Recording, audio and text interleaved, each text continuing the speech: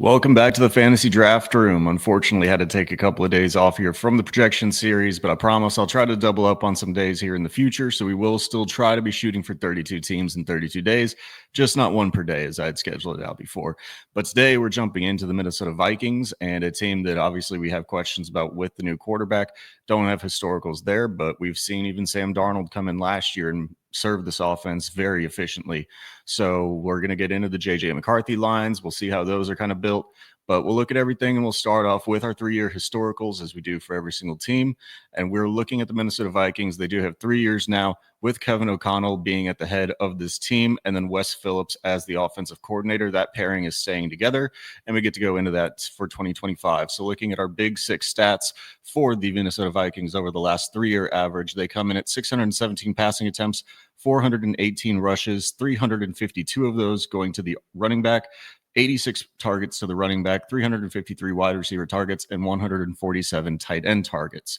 So if we're looking at this, we got to start off with the quarterback first. And like I said, we don't have anything to base JJ McCarthy on, but I think a pretty good line is actually kind of what we saw with Sam Darnold last year. We have, the failed attempts of Sam Darnold before this, and we have him as a kind of failed attempt at a prospect. Well, now we can put a prospect in that we obviously lost his first year with JJ McCarthy, but we have some pretty high hopes of, and there's been a lot of hope within the fantasy football community and especially Dynasty as well, that JJ McCarthy is going to come in and be really good for this team. I have him coming in, finishing out as the quarterback 15, and for what is essentially a rookie, that's a really, really good number for me to be putting in here for projections outcome in this, because all of my rookies tend to just come out a lot lower than possible.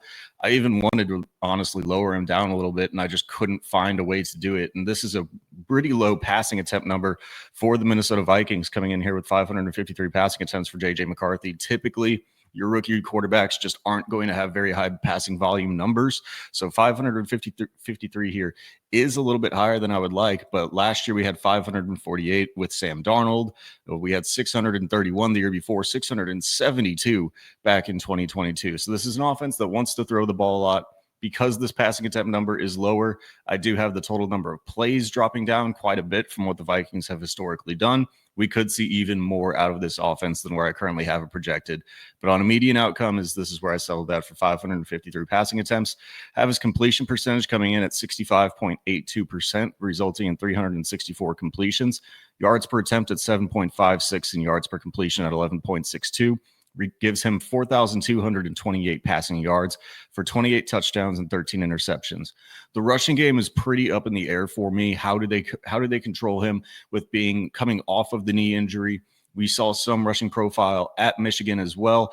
I resulted with this one and then kind of comping him kind of to a Sam Darnold, honestly, who rushed a little bit more than I think most people might assume last year with Minnesota Vikings, giving him 63 total rushes at 4.32 yards per attempt for 272 yards and 2 touchdowns on the ground. Again, gives you that quarterback 15 positional rank, which I think is a little bit high. But if this offense can do with what they did with Sam Darnold last year and JJ McCarthy shows us to be even better than that, which being better than Sam Darnold doesn't seem like that much of a drastic ask to do, even though he was good last year up until that final couple of games with the Vikings once that offensive line fell apart. I think JJ McCarthy could easily even excel these numbers, especially within the passing yards. But 4,228 yards for a rookie is typically not something I like to do, but I can't ignore what these weapons do in the receiving game. But before we get to them, we can then dive into the running backs. And we started off with Aaron Jones, old man in the backfield, but had one of his best years, or maybe his best year in the league last year whenever he joined with the Minnesota Vikings. Looking at his total number of carries over the last couple of years, 213 in 17 games with Green Bay in 22. The number dropped to 11 games and 142 attempts in 23, and then 255 attempts in 17 games last year. Probably don't want to see that out of Aaron Jones again. I have that number dropping down to 209. They tried a number of guys last year. They basically phased Ty Chandler, who we thought was going to be RB2, out of the offense. We brought in a Cam Akers for a little while in this offense, and they really had nothing else and just had to rely on Aaron Jones. So I bring that number down as they've brought in Jordan Mason. I bring that number down to 209 carries for Aaron Jones, still predominantly the featured back here over Jordan Mason. 209, though, we can then get into his yards per attempt to get the yardage. Last 3 years, Aaron Jones has rushed at 5.3, 4.6, and 4.5 yards per attempt. We drop it down from 4.6 to 4.5 to 4.4. seems to make sense with getting 1 year older. That gives him 920 yards on the ground and 6 total touchdowns. Last year, he had 5. The years before that, he's only had 2 and 2. So not a big high touchdown guy. And you bring in a guy like Jordan Mason. I do have the number going up, but this could easily see a little bit of a split going the other way. For Aaron Jones in the passing game, last year he had 62 total targets. The year before that, 43 and 72. This has always been where Aaron Jones has really excelled in the NFL, has been more of a passing catch kind of spell guy. And then now he's turned into, hey, you can also handle all of the carries once we got to Minnesota as well. And he's shown that at times through Green Bay as well. But I have him coming in here not at that 62 target mark, just a little bit lower than that at 58.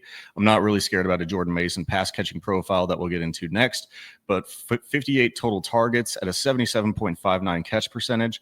Last 3 years for him on that, or just last year, was at 82.3%. His career has been at 75.8%. So a little bit more closer to the career average for Aaron Jones, and that gives him 45 catches, 7.24 yards per reception. Last 3 years for Aaron Jones, yards per reception has been at 6.7, 7.8, and his high of the last 3 years last year at 8.0 yards per attempt. Bring it back down a little bit, not below 7, but we settle here at 7.24. And then 2 total touchdowns gives him 326 yards and 2 touchdowns for RB19 in projections for Aaron Jones. Again, a 17-game pace, but he put up 17 games last year. I'm going to expect him, or at least in projections, we can't knock him for anything lower than that. For Jordan Mason here coming over from the San Francisco 49ers, 113 carries on the ground. His high last year, definitely in carries, was 153 attempts and only 12 games played, but he was the primary lead focus back there for a good bit with the San Francisco 49ers after the injuries that they suffered. So it came out to looking at some of the years beforehand and then pairing this up with Aaron Jones and the total number of running back attempts. If we remember, the last 3 years for the running back rushes on this team has been at 352. Last year, they jumped up all the way to 378 RB rushes, but I have that number coming closer to the 3-year average at 353. So that gives Jordan Mason 113 carries at 4.8 yards per attempt. Jordan Mason's yards per attempt with the San Francisco 49ers, we know they are explosive as hell in the run game. He was at 6.0, 5.2, and 5.2 his last 3 years. Have that number coming down a little bit to 4.8, but still a very explosive rusher or efficient rusher for 542 yards. The 3 touchdowns, we're just looking back at the total number of rushing touchdowns that this team has and kind of trying to evaluate where that might be. Jordan Mason's career high has been 3. He put up 3 touchdowns with the 49ers in 23 and 24. So we could see this number go up and split the carries or the rushing touchdown work between these two, but it's hard to predict where those touchdowns are going to come. For the 15 total targets as well, the total targets that Jordan Mason got last year in those 12 games played, 6 games started, was 14. But again, I'm going to have Aaron Jones really taking a predominant workload in this passing backfield. So 15 targets and 80% catch percentage. Career average for him has been at a catch percentage of 77.8, so just a little bit of a tick above that. 93 yards, 7.75 yards per reception, and 0 touchdowns through the air.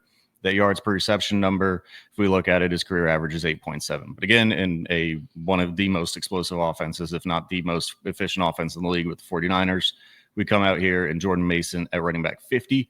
I do think that there's going to be I do think that Jordan Mason has a potential shot to be a lot higher or a more split backfield than this, and one of the best handcuff RBs, if you want to call him a quote-unquote handcuff. I don't necessarily put him in as that personally, but some standalone value and then a really high leveraged opportunity if Aaron Jones were to go down. For the wide receiver core here, we know that this offense really only runs through 2. I know that they've got Jalen Naylor. They drafted Ty Felton, but truthfully, I think we only need to look at Jordan Addison and Justin Jefferson. As long as these 2 stay healthy, everything is going to be fed. Almost everything is going to be fed between these 2 guys. So we'll start off at the top with my wide receiver 3 in projections of Jordan Addison. Jordan Addison with Justin Jefferson. Woo. Too many J's in here. 154 targets last year in his 17 games played. His last 17 games played seasons, he had 184 and 167 targets in those seasons. So 163. We have a little bit lower passing attempts, but still Justin Jefferson commanding a large percentage of this entire passing attack. 163, though, we look at his reception percentage to get the number of catches.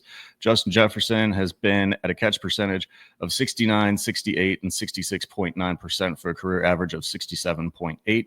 We put that number just a little bit below the career total percentage, and he gets 108 total receptions in the air, 14.61 in yards per reception for Justin Jefferson. Last 3 years in his yards per reception has been at 14.1, 15.8, and 14.9.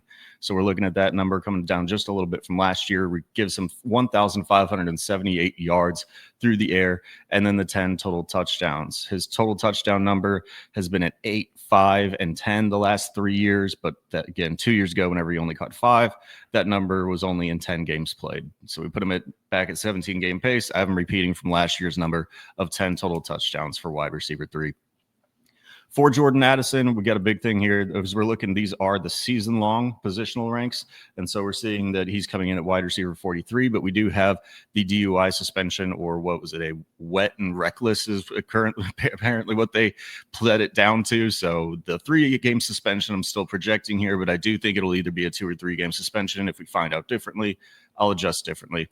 But in those 3 games, or with the 14 games played, then I have him coming in with 90 total targets. For Jordan Addison, last 2 years, he was at 108 and 99 targets in 17 and 15 games played.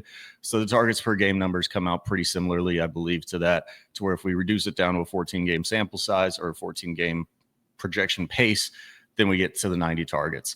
64.44 reception percentage for Jordan Addison. His catch percentage the last 2 years has been at 64.8 and 63.6. So right in line there.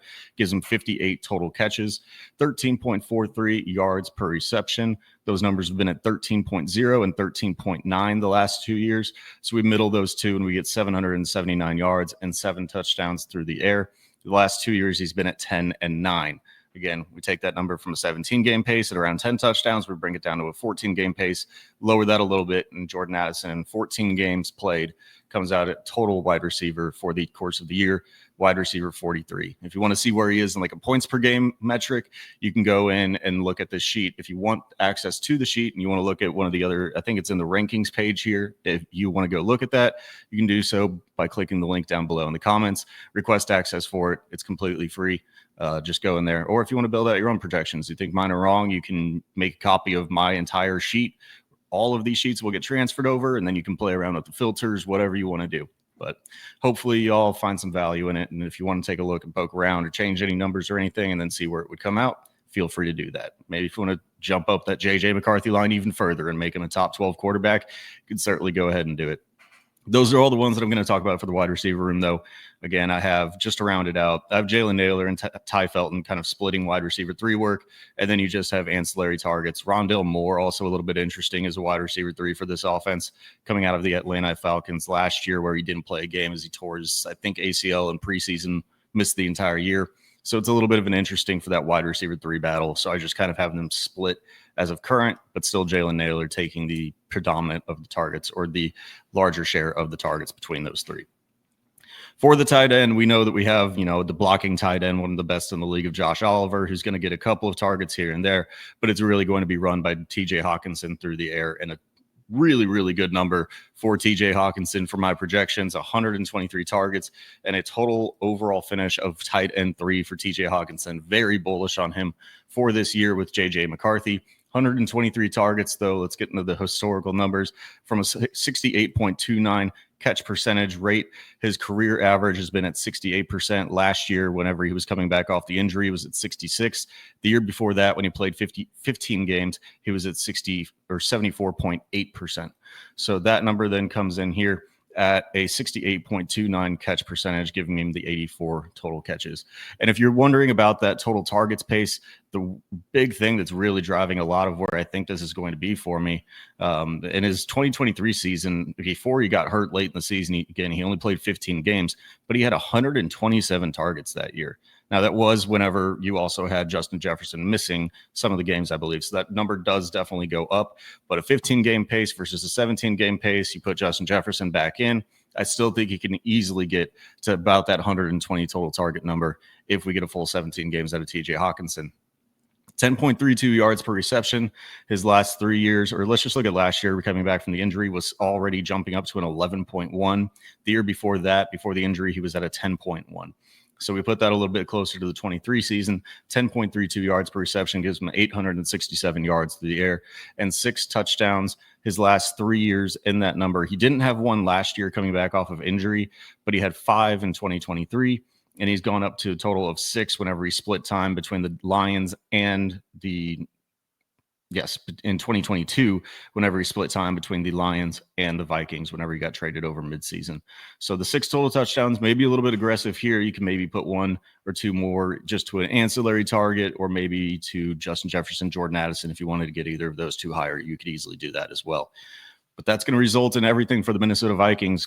Recapping everything really quick: 553 total passing attempts for 364 completions, 4,228 yards, 28 touchdowns, and 13 picks, 416 total rushes on the ground for 1,846 and 11 touchdowns. That's going to give you 969 plays. Again, that's the number that could easily go up because I don't think their pace has been below 1,000 in any 17-game season. Well, the team is going to play 17-game season every single time, but I don't think they've been below 1,000 under Kevin O'Connell. So this number could go up, and probably the passing attempt number to go up with that.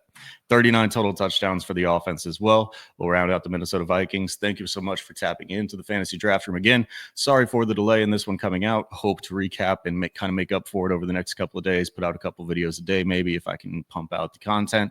And if you like it, you can like it. If you don't, you don't have to. Subscribe if you want to see more of these, though.